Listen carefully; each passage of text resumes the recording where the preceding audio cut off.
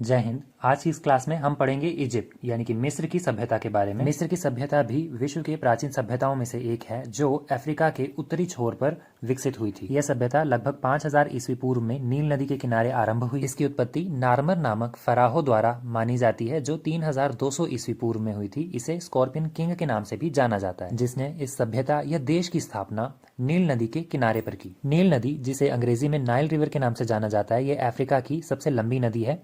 ये जीवन यापन के लिए सबसे ज्यादा महत्वपूर्ण हो जाती है क्योंकि इस क्षेत्र में पानी की उपलब्धता ना के बराबर थी। इसीलिए इस नदी के इर्द गिर्द ही शहरों और नगरों का विकास हुआ। खेती के नजरिए से इस नदी का महत्व और भी ज्यादा बढ़ जाता है क्योंकि ये एकमात्र साधन थी जो लोगों को कृषि करने के लिए आसानी से पानी उपलब्ध करवाती थी। इसके अलावा यहाँ पर शिकार भी किए जाते थे, जैसे कि मछलियां पकड़ना या फिर ट्रेड करना, गुड्स सर्विस ट्रांसपोर्ट करना, और इसी के साथ बड़े बड़े पत्थरों को ले जाने के लिए भी ये नदी उपयोग में लाई जाती थी। इसीलिए मिस्रवासी इस नदी को देवी की तरह पूजते थे। मिस्रवासियों के कई देवी देवता थे। इन देवी देवताओं का शरीर तो इंसानों का होता था किंतु सिर जानवर का होता था, जैसे कि भगवान बास्टेट जिनका शरीर इंसान का था किंतु सिर शेर का था। इन्हीं की तरह गॉड अनुबिस जिनका सिर एक जैकल हेड था, किंतु इनके सबसे महत्वपूर्ण देवता का नाम था रा, जो सूर्य देव की तरह पूजे जाते थे, और इनका हेड फैल्कन हेड होता था जिसे हम बाज कह सकते हैं। इनके राजा को फराहो कहा जाता था और 3000 साल की अवधि में कई फराहो हुए, लेकिन सबसे ज्यादा महत्वपूर्ण या फिर फेमस जो थे उनका नाम था तूतनखामेन। प्राचीन मिस्रवासी मृत्यु के बाद के जन्म में भी विश्वास रखते थे, इसलिए मरने के बाद इनके शरीर को जब दफनाया जाता था तो उसके साथ दैनिक जीवन में प्रयोग होने वाली वस्तुएं, वस्त्र और भोजन तक रखा जाता था। उनका मानना था कि ये सारी वस्तुएं उनके अगले जीवन में उनके काम आएंगी, इसलिए ये सब रखा जाता था। और ये सारी एक ताबूत में रखा जाता था और उनका ताबूत पिरामिड्स में रखा जाता था। जी हाँ, पिरामिड्स और कुछ नहीं, पिरामिड्स अपने आप में ही फराहो के टोम थे, यानी कि उनकी कब्रगाह है। राजा और कुछ महत्वपूर्ण व्यक्ति जब मर जाते थे तो उनके शरीर को ममीफिकेशन किया जाता था, यानी कि मम्मी बनाया जाता था। इन मम्मीज को कॉफिन यानी कि ताबूत में रखा जाता था जो काफी ज्यादा लग्जरियस होते थे। इन ताबूतों के ऊपर बहुत ही सुंदर चित्रकारी की गई होती थी और इनकी भाषा हेरोग्लिफिक लिखी होती थी। इनका मतलब आज भी पूरी तरह से समझा नहीं गया है, किंतु पुरातत्वविदों ने इनके कुछ शब्दों को पहचान लिया है। अब मिस्र की सभ्यता की बात कर लेते हैं फिर से। तो मिस्र की सभ्यता को नील नदी का वरदान भी कहा जाता है क्योंकि इसकी नील नदी के किनारे किनारे पर ही खेतीबाड़ी होती है, जो केवल 3.5% ही खेती योग्य भूमि को उपजाऊ बनाता है, क्योंकि इसके उत्तर में समुद्र है, पश्चिम में लीबिया का रेगिस्तान है, दक्षिण में सूडान का रेगिस्तान है और पूर्व में लाल सागर है। बीच में से नील नदी निकलती है जो काफी ज्यादा उपजाऊ बनाती है उसके आसपास के प्रदेशों को। नील नदी की खासियत ये थी कि इसमें कभी भी बाढ़ नहीं आती थी, जिसकी वजह से आस पड़ोस की जो उपजाऊ भूमि है उसमें उगी हुई फसल जो है वो तबाह नहीं होती थी और ना ही किसी सभ्यता को कोई नुकसान पहुंचता था। साल में एक बार इसका जल स्तर ऊपर आता था, जिसकी वजह से ये अपने साथ उपजाऊ मिट्टी लाती थी और खेतों को उपजाऊ कर देती थी। किसान ज्यादातर बीजों को इसी प्रकार से फेंक देते थे और उसके ऊपर अपने जानवरों को छोड़ देते थे ताकि वो चलते रहें, और उनके चलने की वजह से उनके पैरों से ही बीज जमीन के अंदर चले जाते थे और भूमि अपने आप ही खेती योग्य हो जाती थी। प्राचीन मिस्र के इतिहास या फिर सभ्यता को 4 हिस्सों में बांटा जाता है। ये डेट्स आगे पीछे मिल जाएंगी आपको, आप लगभग लगा के ही यूज करना इन डेट्स को। इस सभ्यता के राजनीतिक इतिहास की हमें कोई भी जानकारी प्राप्त नहीं होती है, किंतु 5000 ईस्वी पूर्व से लेकर 3700 ईस्वी पूर्व तक का काल जो है उसे प्रावंशीय युग के नाम से जाना जाता है, क्योंकि आरंभ में मिस्र छोटे छोटे राज्यों में बटा हुआ था जो एक दूसरे के साथ लड़ते रहते थे। इनका संघर्ष चलता रहता था, लेकिन धीरे धीरे ये आपस में जुड़ने लगे और एक समय ऐसा आया कि इनमें राजनीतिक एकता की भावना जागी, जिसकी वजह से पूरा मिस्र जो छोटे छोटे ही राज्यों में बटा हुआ था अब वो 2 हिस्सों में बन के रह गया, पहला उत्तरी राज्य और दूसरा दक्षिणी राज्य। इन दोनों राज्यों में भी आगे चलकर राजनीतिक एकता स्थापित हुई, जो कि मेना यानी कि मिनीज नाम के एक राजा द्वारा की गई। मिस्र के राजनीतिक इतिहास को 4 भागों में बांटा जाता है, जिसमें सबसे पहला है प्रागवंशीय युग, जो हमें पहले ही बताया मैंने आपको कि इसमें छोटे छोटे राज्यों में बटा हुआ था मिस्र। लेकिन इस समय सबसे अच्छी बात यह है कि सांस्कृतिक विकास होना आरंभ हो चुका था और यहाँ का समाज जो था वो आर्थिक रूप से काफी ज्यादा उन्नत था। सिंचाई व्यवस्था भी बहुत अच्छी थी, कानून व्यवस्था भी एक अच्छी तरह से पनप रही थी और स्त्री और पुरुष दोनों को ही एक समान दृष्टि से देखा जाता था, दोनों ही सौंदर्य प्रिय थे। इसी के साथ ये लोग काफी ज्यादा उच्च कोटि के मिट्टी के बर्तन बनाते थे, आभूषण बहुत पहनते थे ये लोग। इनके बर्तनों में सुंदर सा पॉलिश किया जाता था और एक प्रकार की चित्राक्षर लिपि का भी इन्होंने प्रयोग किया है इसके ऊपर। इसी टाइम पीरियड में दुनिया का सबसे पहला कैलेंडर बना था जो 13 महीनों का होता था और इसमें 561 डेज होते थे। राजवंशीय युग को पूर्व राजवंशीय काल के नाम से भी जाना जाता है, यानी कि प्री डायनेस्टिक इजिप्ट। इसके बाद पिरामिड युग आता है और उसके बाद मध्य प्रांतीय साम्राज्य आते हैं जैसे कि मिडिल किंगडम के नाम से भी जाना जाता है, और लास्ट में शाही युग जिसे साम्राज्यवादी युग के नाम से भी जाना जाता है। तो ये था पहला टाइम पीरियड, प्रागवंशीय युग। ये छोटा सा ही था। इसके बाद अब हम बात कर लेते हैं पिरामिड युग के बारे में। इसे पिरामिड युग इसलिए कहा जाता है क्योंकि 1980 ईस्वी पूर्व में तृतीय राजवंश का यहाँ पर स्थापना हुई, यानी कि इससे पहले 2 राजवंश आ चुके थे। तीसरा राजवंश आया जिसका एक शासक था जोसेर। जोसेर ने पहली बार यहाँ पर सीढ़ीदार पिरामिड बनवाया, और उसके अंतिम शासक जोसेर के उत्तराधिकारी जो थे, उनके अंतिम शासक नरेश नफू ने यहाँ पर ढलवा पिरामिड बनवाया। इस युग का प्रसिद्ध शासक खफू था जिसने मिस्र का सबसे बड़ा पिरामिड बनवाया। लेकिन यहाँ तक कैसे रुक सकते थे, इसका बेटा खेफे, इसने अपने बाप से भी बड़ा पिरामिड बनवाया। लेकिन यहाँ पर सबसे बड़ा पिरामिड जो है, मिस्र का सबसे बड़ा पिरामिड काहिरा में स्थित है, गीजा का पिरामिड है। इतने सारे पिरामिड्स बनाए गए इस टाइम पीरियड में, इसलिए इसे पिरामिड युग कहा जाता है। पिरामिड एरा या फिर पिरामिड एज के नाम से भी जाना जाता है। अब हम बात कर लेते हैं पिरामिड युग के शासन व्यवस्था के बारे में। तो शासन व्यवस्था में सबसे ऊपर होता था सम्राट। सम्राट को ये लोग फराहो कहते थे। फराहो राजा को सूर्यदेव का प्रतिनिधि समझा जाता था। सारी शक्तियां राजा के हाथ में केंद्रित होती थी। राजा साम्राज्य का सर्वोच्च सेनापति होता था, न्यायाधीश होता था और पुजारी भी होता था। अब सेनापति था तो मतलब कि सारे के सारे युद्ध के जो निर्णय है यही लेता था। न्यायाधीश था यानी कि कानून भी यही बनाता था। और पुजारी था तो मतलब राज्य के जितने भी धार्मिक अनुष्ठान या फिर कार्य होते थे उन सभी से संबंधित अगर कोई कानून भी होता था तो उन सभी का अधिकार राजा के पास ही होता था। राजा समय समय पर निरंकुश भी हो जाता था जब उसे जरूरत पड़ती। मिस्र के लोग बहुत ज्यादा धार्मिक थे, और धार्मिक गुरु कौन था इनका? राजा ही धार्मिक गुरु था, पुरोहित वही था।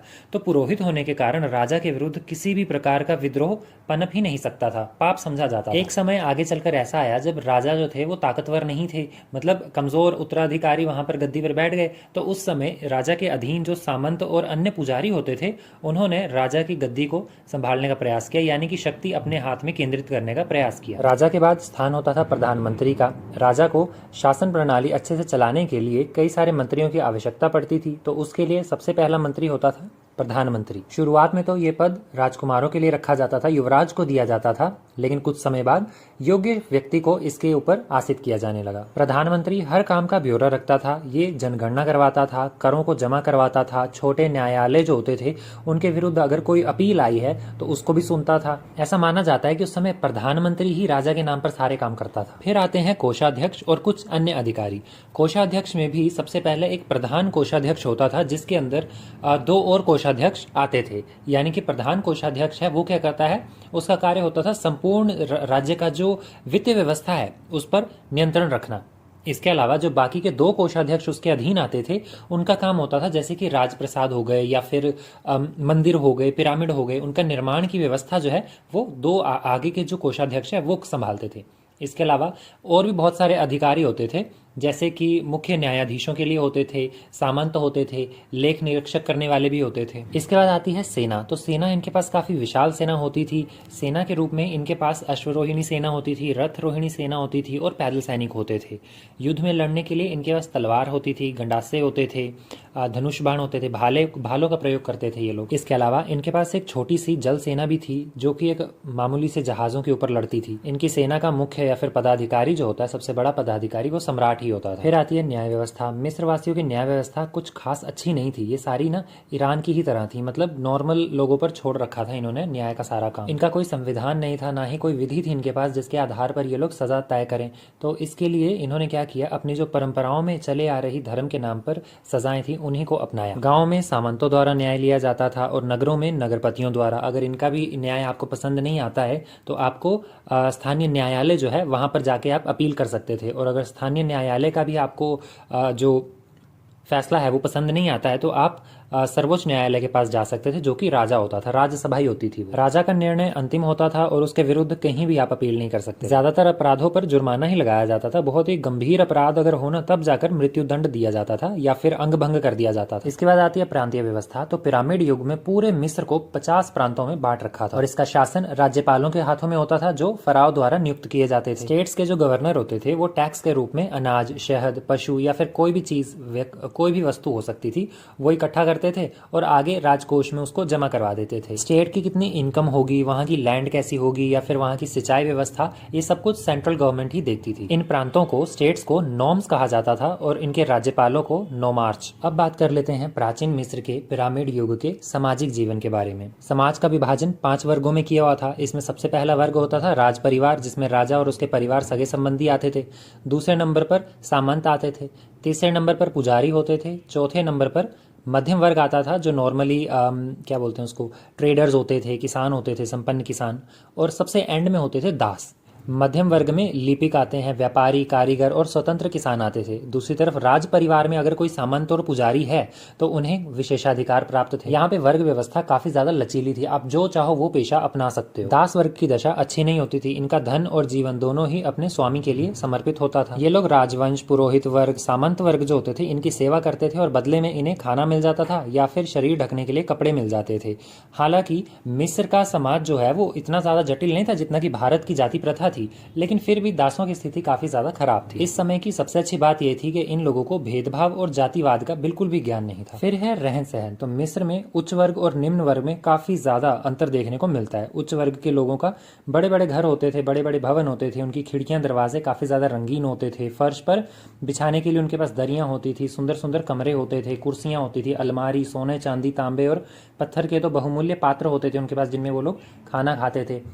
उच्च वर्ग के भवन जो होते थे वो चारों तरफ बागीचे बने होते थे उनमें, और कहीं कहीं पे तो ये भी मिला है कि कृत्रिम झीलें होती थी, छोटी छोटी सी झील बनाई होती थी उन्होंने। उच्च वर्ग की स्त्रियां जूड़ा बांध कर रखती थी, सुंदर सुंदर तेल लगाती थी और लिपस्टिक लगाती थी, वो खुशबूदार चीजें लगाती रहती थी। इसके अलावा इनके जो 10-10 साल तक के बच्चे होते थे वो नग्न घूमते रहते थे। दूसरी तरफ जो निर्धन लोग हैं वो लोग काफ़ी ज़्यादा गंदे मोहल्लों में रहते थे, उनकी हालत काफ़ी ज़्यादा दयनीय थी, उनकी झोपड़ियाँ बहुत ही बुरी तरह से टूटी फूटी होती थी।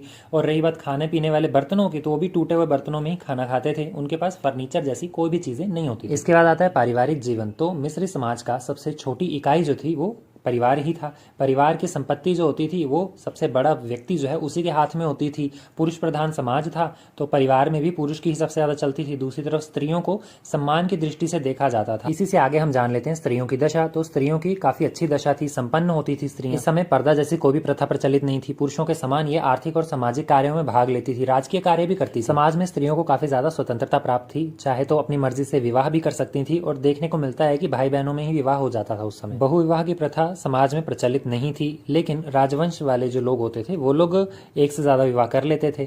जो स्त्री पुत्र उत्पन्न करती थी उसे काफी ज्यादा सम्मान की दृष्टि से देखा जाता था। समाज में वैश्यावृत्ति भी प्रचलित थी। पति अपनी पत्नी को आसानी से तलाक भी नहीं दे सकता था। अगर ऐसा करना है तो अपनी पत्नी पर भ्रष्टाचार का आरोप लगाना पड़ेगा। अब बात कर लेते हैं इनके आर्थिक जीवन के बारे में। तो आर्थिक जीवन में कृषि कार्य पर ही आधारित थे ये लोग। मिस्र में कृषि प्रधान समाज था। गेहूं, जौ, मटर, सरसों, जैतून, अंजीर, सर और अंगूर जैसी कई प्रकार की फसलों का उत्पादन करते थे। मिस्र की भूमि काफी ज्यादा उपजाऊ थी, इसलिए खेती बहुत अच्छी होती थी। सिंचाई के लिए भी नील नदी तो थी ही। राजा द्वारा सिंचाई सुविधा के लिए तालाब और नहरें भी बनवाई गई। खेती योग्य ज्यादातर जमीनें सामंतों और पुरोहितों के पास ही होती थी और इन पर दास काम करते थे। सम्राट के पास भी बहुत सारी भूमि होती थी खेती करने के लिए। इसके अलावा सामंत कुछ ऐसे होते थे जो स्वयं से खेती करते थे। सरकार भी किसानों को काफी ज्यादा सहायता करती थी खेती करने में और किसानों को सुविधा प्रदान करती थी। इसी के साथ किसान अपनी उपज में से 10 या फिर 20% राजकोष में देते थे, यानी कि टैक्स देते थे। इसके बाद आता है पशुपालन। मिस्र के निवासियों की आय का दूसरा साधन पशुपालन था। ये लोग पशुओं में कई प्रकार के पशु पालते थे, जैसे कि गाय होती थी, भेड़, बकरी और गधा मुख्य रूप से शामिल थे। इसके अलावा इन्होंने बंदरों को पालतू बना रखा था। बंदरों से क्या करवाते थे ये लोग? फल तोड़वाते थे या फिर कोई बोझा होता था वो उठवाते थे। मुर्गियां भी इन्होंने पाल रखी थी। नेक्स्ट है आखेट। आखेट यानी कि शिकार करना। तो मिस्रवासी पशु पक्षियों का शिकार करते थे। पशुओं को मार के उनका मांस खाने के काम आता था और उनकी खाल कपड़े बनाने के काम आती थी। इसके अलावा नील नदी हो गई या फिर भूमध्य सागर हो गया तो यहाँ से बहुत सारी मछलियां भी पकड़ ली जाती। नेक्स्ट है उद्योग धंधे। तो उद्योग धंधे इनके पास कुछ खास अच्छे तो थे नहीं, क्योंकि सुविधा ही नहीं थी, ना लकड़ी की थी ना ही खनिज की थी। विदेशों से मंगवा लिया जाता था, बदले में वहां पर अपने पास जो इनके पास ना सोना चांदी बहुत निकलता था इनकी जमीन से, तो वो बदले में दे दिया जाता था। मतलब ट्रेड में ये लोग लकड़ी और खनिज जो सामने से मंगवाते थे और खुद क्या देते थे? ताम्र, वैद और नीलमणि जो होती थी ये पड़ोसी देशों को दे देते। तांबे को पिघला कर ही ये लोग अपने अस्त्र शस्त्र और बर्तन बनाते थे। इसके अलावा हाथी दांत जो होते थे उसके द्वारा भी ये लोग कुछ ना कुछ चीजें बनाते रहते थे। हाथी दांत का तो आयात भी ये लोग असीरिया से करते थे। लास्ट लेक्चर में हमने पढ़ा था ना असीरिया कहाँ थी। कागज का आविष्कार भी सबसे पहले मिस्र में ही हुआ था। अपने हाथों से रुई के कपड़े बनाते थे, लेकिन लेकिन बाद में वो लगते ऐसे थे कि रेशम के कपड़े हैं। उद्योगों में ये लोग जो कपड़े बनाते थे ज्यादातर पशुओं की खाल के ही बने होते थे। चप्पल, चटाई, इनके भी इन्होंने उद्योग खोल रखे थे। इसके अलावा बुनाई कताई भी यहाँ पर काफी ज्यादा प्रचलित थी। उद्योग धंधों के बाद आता है इनका व्यापार। तो इनका व्यापार फोनेशिया, सीरिया, क्रीट और भारत जैसे संपन्न देशों के साथ किया जाता था। ज्यादातर जल मार्ग के द्वारा ही व्यापार किया जाता था। नील नदी जल मार्ग का एक बहुत अच्छा साधन थी। मिस्र में मुद्रा प्रणाली का बिल्कुल भी प्रचलन नहीं था, इसलिए विनिमय के साधन में ये लोग वस्तुओं का आदान प्रदान करते थे। इनके पास अनेक कारखाने होते थे जहां पर दास फ्री में काम करते थे। लास्ट है आर्थिक संगठन। तो काफी ज्यादा दोषपूर्ण था, क्योंकि ऐसा माना जाता था कि राज्य अगर राज्य के हित में है तो वही व्यापारियों के हित में होगा, ऐसा समझ लिया जाता था। अब किसी और राज्य में कोई बहुमूल्य वस्तु है और वो सस्ते दामों में मिल रही है तो व्यापारी तो उसे खरीदना चाहेगा, लेकिन राजा की अगर उस राज्य के साथ दुश्मनी है तो वो व्यापार बिल्कुल ही रोक देता था। तो इसकी वजह से क्या होता था, व्यापारियों को काफी ज्यादा हानि होती थी और साम्राज्य में जो निजी व्यापार थे वो खत्म होते जा रहे थे। और इसके दूसरी तरफ ही साम्राज्य में काफी ज्यादा आर्थिक गतिविधियां हो रही थी। कैसे? राजा जो बड़े बड़े पिरामिड बनवा रहा था। इसके बाद नेक्स्ट टॉपिक है हमारा रिलीजन एंड फिलोसफी। तो इस समय की प्राचीन मिस्र में जो पिरामिड युग है, इस समय का धर्म कैसा था? तो लोग ना काफी ज्यादा निष्ठावान थे अपने धर्म को लेकर। ये लोग बहुदेववादी थे। मिस्रवासी बहुत सारे देवी देवताओं को मानते थे और देवताओं में सबसे प्रमुख इनका सूर्य देवता होता था, जिसे रे कहते थे। ये लोग सूर्य भगवान में इनकी श्रद्धा ज्यादा इसलिए थी क्योंकि ये लोग मानते थे कि संपूर्ण विश्व का जो कर्ता धर्ता जो है ना संसार का, वो सूर्य भगवान ही है। और अपने सम्राट को ये लोग सूर्य पुत्र के नाम से संबोधित करते थे। मंदिरों में सूर्य की काफी सारी प्रतिमाएं लगी होती थी जो लकड़ी की होती थी। सूर्य देव के अलावा आकाश, जल, अग्नि, वायु, तो कई प्रकार के देवी देवताओं की ये लोग पूजा करते थे जो प्राकृतिक होते थे। कुछ समय बाद अफनोटेप एक राजा आए। उन्होंने कोशिश की कि बहुदेववाद को खत्म कर दिया जाए और एक ही भगवान पे विश्वास रखा जाए, मतलब एकेश्वरवाद की स्थापना की जाए। लोगों ने मानना आरंभ भी किया, लेकिन उसके बाद काफी ज्यादा आलोचना प्राप्त हुई उस राजा को और लोग फिर से बहुदेववादी बन गए। फिर आते हैं मंदिर और इनकी पूजा विधि। तो देवी देवता तो हिंदुओं की तरह थे ही, इनकी पूजा विधि भी हिंदुओं की तरह ही। इनके मंदिरों में भी गर्भगृह होता था, खुला प्रांगण होता था, सामने की तरफ विशाल कक्ष, फिर उनके पीछे भंडार होते थे, छोटे छोटे कमरे भी पाए जाते थे। और गर्भगृह में लकड़ी के बने हुए देवताओं की मूर्ति रखी जाती थी। देवताओं को सुंदर आभूषण और वस्त्र पहनाए जाते थे। उनके सामने बैठकर गायन वादन किया जाता था। मिस्रवासियों के जो मंदिर होते थे, इसकी आय के दो साधन होते थे, या तो राजा सहायता कर देगा या फिर भक्तों ने जो दान दिया है वो इनके द्वारा प्राप्त किया जाता है। इसके अलावा अगर कोई सामग्री देवताओं को चढ़ाई गई है तो उसका प्रयोग पुजारी करते थे और इसके अलावा प्रसाद का भी प्रावधान था। नेक्स्ट है पशु पूजा और वृक्ष पूजा। सेम हिंदुओं की तरह जो प्रकृति हमें दे रही है उसकी ये लोग ज्यादा पूजा करते थे। जैसे कि वहां पर खजूर बहुत होते थे तो खजूर के पेड़ को काफी ज्यादा महत्व दिया जाता था। पशुओं का जिस तरह से उपयोग किया जाता था उसी तरह से उनको स्थान प्राप्त था, मतलब उनकी उपयोगिता के आधार पर ही उन्हें पूजा जाता था। भेड़ को एमनरा देवता मानते थे और वृषभ को कोटा देवता मानते थे। नेक्स्ट है कर्मकांड और पुजारी वर्ग। पहले तो इनके धर्म में कर्मकांड जैसी कोई चीज नहीं होती थी, इसको बिल्कुल भी महत्व नहीं देते थे, लेकिन पुजारियों को ये लोग काफी ज्यादा मानते थे, धर्म निष्ठा रखते थे उसके प्रति। धीरे धीरे पुजारी शक्तिशाली होते गए और वो लोग स्वार्थी हो गए और अपने स्वार्थ के लिए उन्होंने कर्मकांड को महत्वपूर्ण बना दिया, जंतर मंतर का प्रावधान दे दिया, अंधविश्वास को काफी ज्यादा बढ़ावा दिया, जिसकी वजह से लोगों ने इसमें विश्वास रखना आरंभ कर दिया। मिस्र के मंदिरों में देवदासियां रहती थी जिन्होंने आगे चलकर वैश्याओं का रूप ले लिया। बहुदेववाद, पुरोहितवाद और ये जो कर्मकांड है इन्होंने धर्म को पूरी तरह से नष्ट कर दिया। नेक्स्ट है पारलौकिक जीवन। तो मिस्रवासी जो थे वो आफ्टर लाइफ में काफी ज्यादा विश्वास रखते थे। ऐसा ही मानते थे कि पुनर्जन्म भी होता है, तो इसमें विश्वास रखते थे। इसकी वजह से जो व्यक्ति मर जाता था तो उसके मरने के बाद उसका ममीफिकेशन किया जाता था, उसे मम्मी बनाया जाता था और उसके साथ बहुमूल्य वस्त्र रखे जाते थे, खाने पीने की सामग्रियां रखी जाती थी, वस्त्र रखे जाते थे, आभूषण रखे जाते थे और ये माना जाता था कि मरने के बाद भी व्यक्ति सुख दुख का अनुभव करता है। भोजन ये लोग इसलिए रखते थे क्योंकि इनका मानना था कि जब मनुष्य पैदा होता है ना तो इसके साथ एक शक्ति भी जन्म लेती है जिसे ये लोग का कहते हैं। तो ये जो का शक्ति है ये मनुष्य के साथ जन्म लेती है लेकिन ये मरती नहीं है। तो हमारे मरने के बाद अब वो कैसे कुछ ना कुछ तो खाएगी ना, वो तो उसको खाने के लिए उसके साथ भोजन रख दिया जाता था।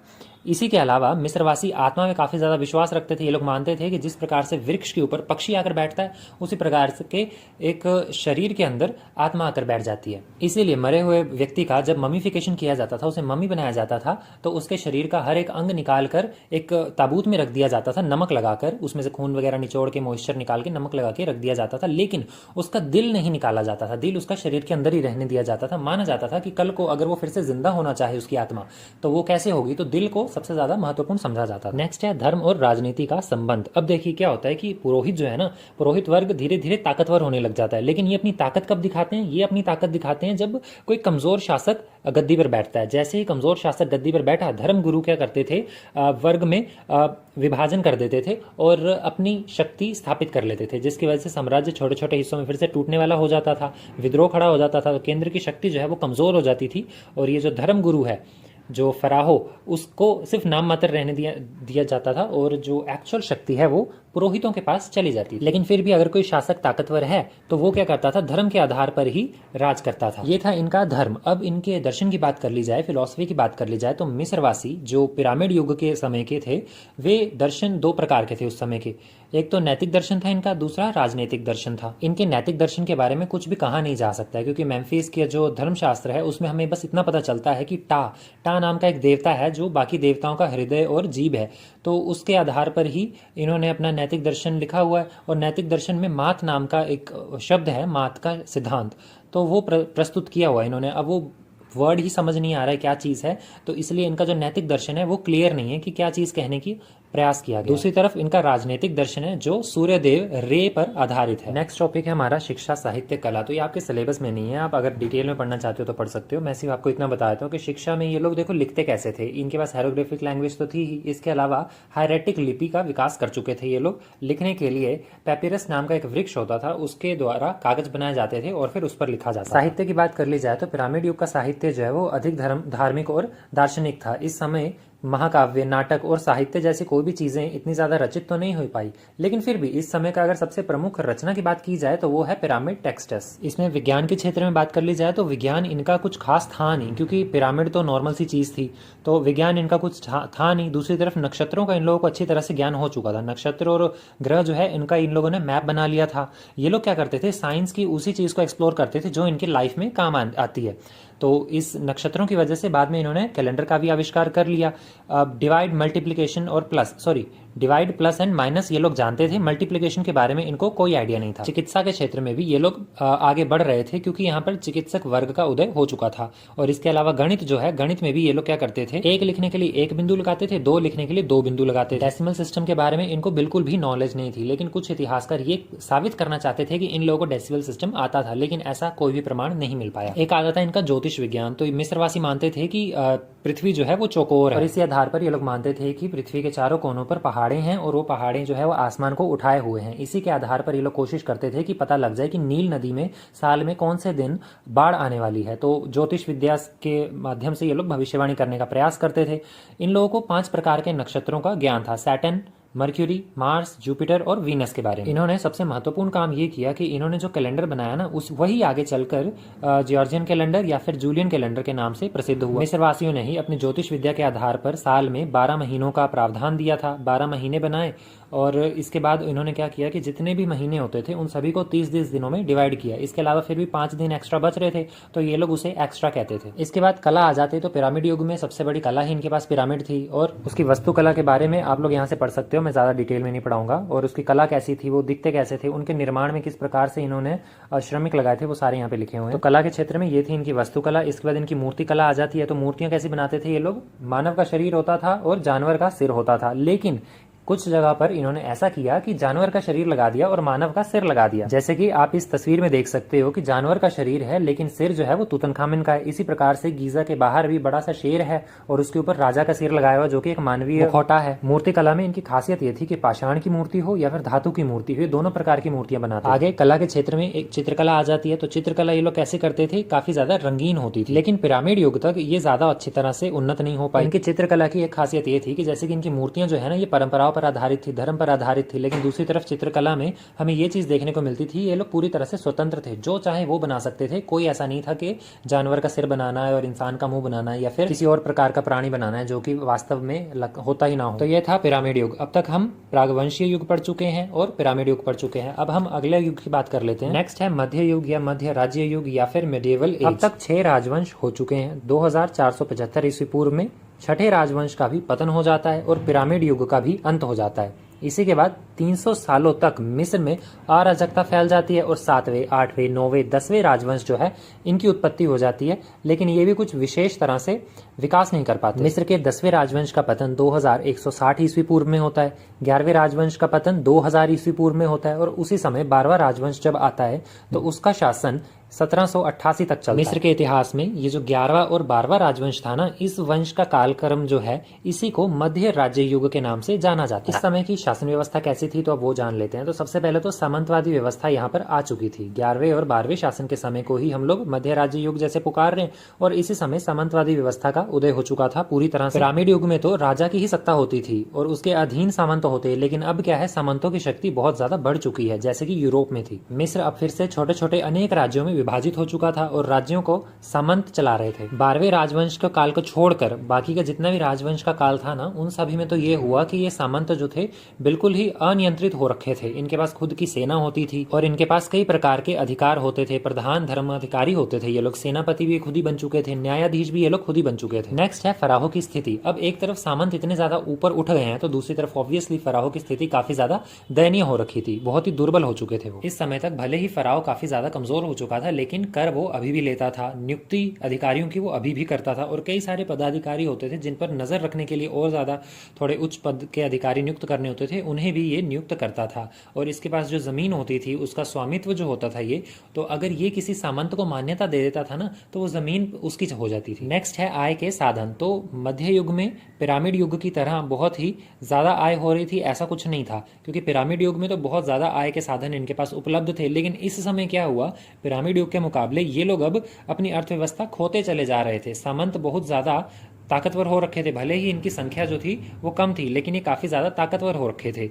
और इन्होंने क्या किया, कम कर देना आरंभ कर दिया और दूसरी तरफ जागीरें जो थी वो इनकी बढ़ती चली गई और फराहो की आय कम हो गई। अपनी आर्थिक स्थिति को सुधारने के लिए राजा ने कोशिश की कि उसके साम्राज्य में जो खदानें हैं, चाहे वो सोने की है, लोहे की है, तांबे की है, किसी भी प्रकार की धातु की जो खदानें हैं, नूबिया की जो एक खदान थी सोने की, तो इन सभी खदानों को फिर से आरंभ करने का प्रयास किया उसने। यहाँ से बहुमूल्य पत्थरों को खोजने का और उनसे कुछ लाभ कमाने का प्रयास किया, लेकिन ये इतने ज्यादा सफल नहीं हो पाए। इन्होंने सीरिया और फिलिस्तीन पर भी आक्रमण किया ताकि इनकी जो आय है उसमें भी बढ़ोतरी हो पाए। नेक्स्ट है शासन व्यवस्था। तो इसमें कुछ खास परिवर्तन तो नहीं हुए, छोटे छोटे परिवर्तन ही हुए। जैसे कि राजा के अधीन कौन होता था, प्रधानमंत्री। तो प्रधानमंत्री क्या करता था, राजा के नाम पर ही शासन चला रहा होता था। तो यहाँ पर भी यही हो रहा है, बस फर्क इतना है कि प्रधानमंत्री का स्थान जो है अब वो फराव मतलब राजा से भी बड़ा हो चुका था और प्रधानमंत्री पद जो है वो केवल जागीरदारों को ही प्राप्त होता था। प्रधानमंत्री के नेतृत्व में 30 का सदन था। शासन व्यवस्था में एक महत्वपूर्ण परिवर्तन ये हुआ कि इसने ये जो सामंत मनमर्जियां करते थे ना, इन पर नियंत्रण पाने के लिए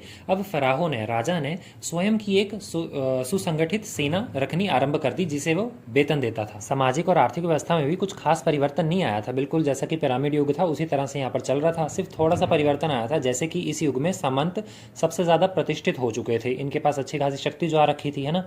और इसके अलावा जो लिपिक होते थे इनका पेशा जो है वो काफी ज्यादा सम्मानमय माना जाता था। कृषक और दास जो होते थे वो आज भी खेती ही करते थे, मौका मिलने पर मजदूरी भी कर लेते थे। दूसरी तरफ धर्म और दर्शन की बात कर ली जाए तो धर्म में इन लोगों का काफी ज्यादा विश्वास तो हमेशा से ही था। परिवर्तन तो हुए, लेकिन जो रे नाम के जो सूर्य देवता को ये लोग रे कहकर पुकारते थे, तो उनका काफी ज्यादा मान बढ़ा, मतलब उनकी प्रतिष्ठा काफी ज्यादा बढ़ी। इनकी प्रतिष्ठा इतनी ज्यादा बढ़ गई कि अलग अलग देवताओं को मानने वाले जो अन्य पुजारी थे ना, उन लोगों ने भी अपने देवताओं में रे ये जो वर्ड है ना ये जोड़ना आरंभ कर दिया। इन्हीं के साथ साथ ओरेसिस नाम के एक देवता थे, वो भी काफी ज्यादा प्रसिद्ध होने लग पड़े। लेकिन ये मानव जो सामान्य मानव होते थे ना, उनमें ज्यादा प्रसिद्ध हुए। नेक्स्ट है परलौकिक विचारधारा में अंतर। पहले की तरह इनके जो विचारधारा थी परलोक के बारे में कि परलोक से धार गया, कोई व्यक्ति मर गया तो उसके आगे का जीवन कैसा होगा, अब इसमें काफी ज्यादा परिवर्तन आ चुका था। कैसे? क्योंकि अब इन्होंने क्या मानना शुरू कर दिया था कि इनके जो देवता हैं ओसेरिस, जो यमराज की तरह होते थे, पहले ये लोग मानते थे कि ये सिर्फ यहाँ के न्यायाधीश है, लेकिन अब इन लोगों ने ये मानना आरंभ कर दिया कि यही यहाँ के राजा, मतलब कर्ता धर्ता पूरे के पूरे यही है और कोई राजा नहीं आने वाला इनके अलावा। तो ऐसा इन्होंने मानना आरंभ कर दिया। इसी के साथ इन्होंने ये भी माना कि ओसेरिस जो हैं इनके अपने 42 न्यायाधीश होते हैं जो लोग आपके कर्मों की जांच करते हैं। और इसी के साथ मरे हुए व्यक्ति को अगर उसके कर्म गलत है ना, तो उसे सांप और ये जो घड़ियाल होते हैं ना, मगरमच्छ, ये उसे परेशान करेंगे, तो उसे परेशान ना करें, उससे बचने के लिए इनके ताबूतों पर जादू टूनों वाले मंत्र लिख दिए जाते थे। लास्ट है धर्म में सदाचार का स्थान। पिछले समय में हमने पढ़ा कि सदाचार कैसे विलुप्त हो चुका था, पादरियों ने, बहुदेववादी प्रथा ने और अंधविश्वास वगैरह ने ये सब खत्म कर दिया था, लोगों में जो नैतिकता है उसको काफ़ी ज़्यादा कमज़ोर कर दिया था। लेकिन अब क्या है, धर्म में फिर से सदाचार को अपनाना आरंभ कर दिया। कर्मवाद में तो ये लोग पहले भी मानते थे, लेकिन अब कर्मवाद में ये मानना आरंभ कर दिया कि भैया तुम्हें इसका फल भी मिलके रहेगा जीवित होते हुए, ये नहीं कि मृत्यु के बाद। मृत्यु के बाद जो मिलना है वो तो मिलेगा, जीवित होते हुए भी मिलके रहेगा। तो इसी के फलस्वरूप इन्होंने अच्छे कर्म करना शुरू कर दिया। देखिए इसके बाद ना आपको कला और साहित्य भी है, तो मैं वो नहीं करवा रहा हूँ, उसका PDF आपको नीचे डिस्क्रिप्शन में दे दूंगा। इसी के साथ साम्राज्यवादी युग, जो इनके इतिहास का, सिविलाइजेशन का जो चौथा चरण है, साम्राज्यवादी युग, ये भी मैं आपको अभी नहीं करवा रहा हूँ क्योंकि ये आपके सिलेबस में इतना ज़्यादा नहीं आने वाला है। मतलब सिलेबस में है लेकिन एग्जाम में ये आने वाला नहीं है। तो डिस्क्रिप्शन में मैं दे दूंगा, बुक की फ़ोटोज़ दे दूंगा कि आप वहाँ से पढ़ लो, और अंडरलाइन करके दे दूंगा ताकि हाईलाइट्स आपको पता लग जाएँ। उसमें भी शासन व्यवस्था है, फराओं के बारे में है, प्रधानमंत्रियों के बारे में है, और सबसे बड़ी बात उस समय का जो धर्म है ना वो आपने ध्यान दे देना है। अखनाटन द्वारा के जो धार्मिक विचार थे अखनाटन के, ये काफ़ी ज़्यादा इंपॉर्टेंट है और ये शॉर्ट में पूछ लिया जाता है। इसी के साथ अखनाटन का धर्म क्या था ये भी आपको पूछा जाएगा। देखो क्वेश्चन एक ही है लेकिन थोड़ा सा डिफरेंट आपको करके पूछ लिया जाएगा।